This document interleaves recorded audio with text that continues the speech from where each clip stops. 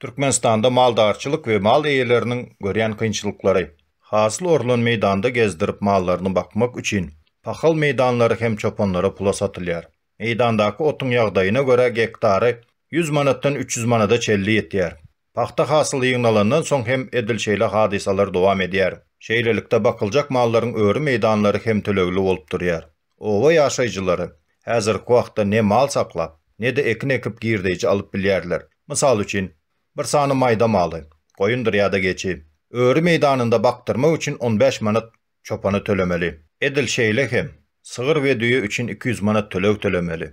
Veterinariýa hyzmatlary bilen birlikde hasaplasak, maýda malyň çykdaýjysy ýyllyk 200 manata baryp ýetýär. Sığırdır düýäň çykdaýjylary 1600 manatdan pes bolanak. Saglyk sığırlar we göleler üçin aýda 35 manat narxda bakylýar. Yetiştirilen mal etleriniň bahalaryny belläp geçeliň. 1 kilogram düýe we goýun etiniň bahasy 30-35 manat aralygyndadyr. Sığır eti 40-45 manat aralygynda satylýar. Mal bazaryndan göleli sığıry 7-8 min manat aralygynda satyn almak mümkindir. Döwlet satywynda etleň bahasy gata arzan. Meselem towuk gudy 16 manat, bütün towuk 21 manat. Hindistandan we Pakistandan getirilen, halk içinde buýbul eti diýip tanalýan gäwmiş etiniň narxy 40-45 manat aralygynda bolup durýar. Eger towuk budynyň kilogramyny 17 manatdan, bütün tovuğu 28 manatdan, ýagny döwlet narxyndan biraz gymmat narxda almany isleg bildirseň, islendik mukdarda elbetde alıp bolýar. Netijede daýhan öz yetiştiren malyny gymmat narxda satyp bilmeýär. Göleli sığırı gündüz süre goşup bakmak, daýhan üçin ýylda 3000 manata golay çykdaýjy bolup durýar. Gölesini öýde saklap, akşam ara öýrden gelen sığıra da ot iýim bermeli. Dogry, sagyp süýdüni içýän, emma ol süýde ýetýänçe uly çykdaýjylardan geçmeli bolýar. Soňky 3 ýyl Türkmenistan üçin diýsen gurak geldi. Daýhanlaryň ellerinden ýerler alındy. Görşümüz ýaly mal saklamak hem gymmat. Öri meýdanlary pula satylýar. Hasyl orulmazdan öňürte ekin meýdanlaryna mal bakyp bolanak. Şeýle hem baý üçin bölünip berilen ýerlerde hem her ýyl bagy ekilýär we wagtyň geçmegi bilen guraýar. Ýurdumyz boýunça bagy üçin niýetlenen ýerler 150 000 hektara ýetýär. Diňe 30 göterimde bagy guraman ösüp dur.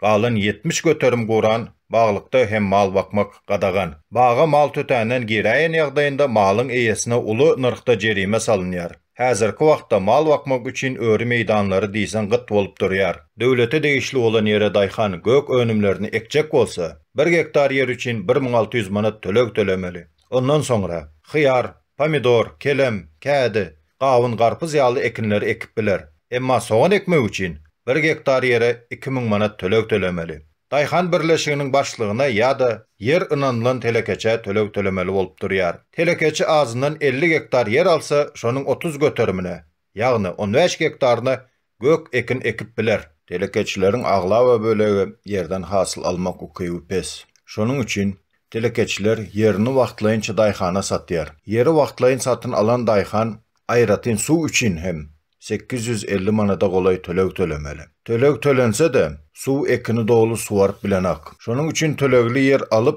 ekin ekýän hem gaty az. Telekeçileriň wagtlaýyn satýan ýeriniň narxy bilen deňeşdirende etrap häkimliginiň owa hojalygyna degişli bölümine baryp tölegli ekin ekilýän ýerleriň narxlary tas 2 hesse arzan. Emma ol tölegi töläp yer alsaň suw çykmaýan belent ýerden ýa-da hapa haşal ot basyp ýatan ýerden ýa-da şor açıp ekin bitmeyen yerlerden yer verilýär. Gymmat bolsa da netijede ekrançylyk yerden yer almany kim görenok daýhanlar. Hormatly adamlar, biz size Türkmenistanda owa hojalyk meselesinde ýüze çykýan kynçylyklar barada gurrun berdik.